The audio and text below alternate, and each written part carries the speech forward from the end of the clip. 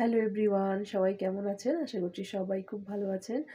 এখন বাজে দুপুর ২টো। হ্যাঁ, সকালের সকালের সব কাজ তো হয়েই গেছে। আমি সকাল থেকে শুরু করছি। যাই হোক, আ ছেলের আসারও সময় হয়ে গেছে। এখনো ২:৩০ বাজেনি। ২:৩০ টাতে ও আসবে। আমি এখন ব্লাউজ সেলাই করতে বসেছি। কালকে অনুষ্ঠান আছে, হোলির প্রোগ্রাম আছে।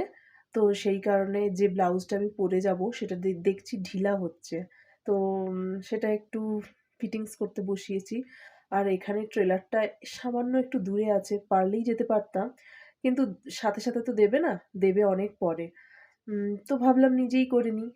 তো দেখতে থাকুন আপনারা। আর আমাদের ঠান্ডা এখনো কমেনি। আমি ব্যাক ক্যামেরা করে দেখিয়ে দিচ্ছি যে আমাদের হিটার চলছে। দাঁড়ান দেখাচ্ছি। আমাদের হিটার এখনো চলছে। এখন কিন্তু দিনের বেলা।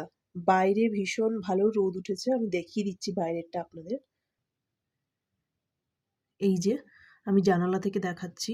বাইরে রোদ উঠেছে। ভীষণ ভালো রোদ উঠেছে। কিন্তু তাও আমাদের হিটার চালাতে হচ্ছে। এই যে এই ব্লাউজটা কালকে পরে যাব।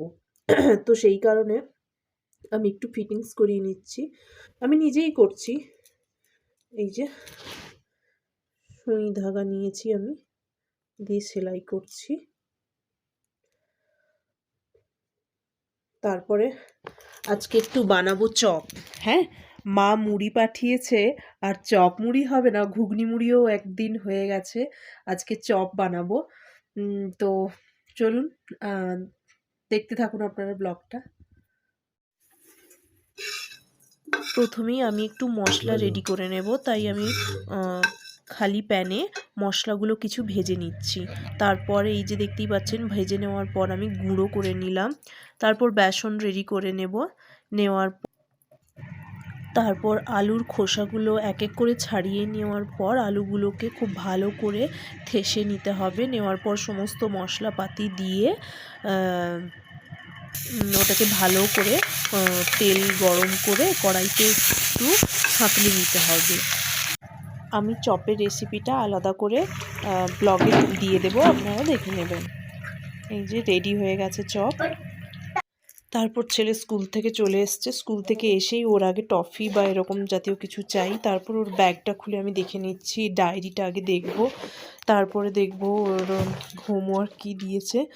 প্রথমেই আমি এগুলো আগে চেক করে নিই আর কি। সবাই চেক করে, আমিও চেক করি। যাই হোক,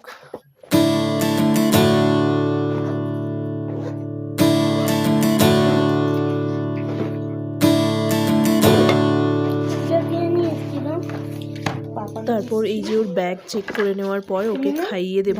ভাত রুটি যাই থাক, প্রতিদিন আমি রুটিটাই ওকে বেশি দিই।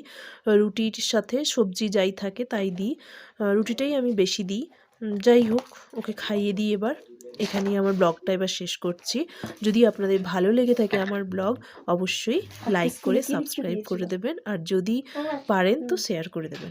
Thank you.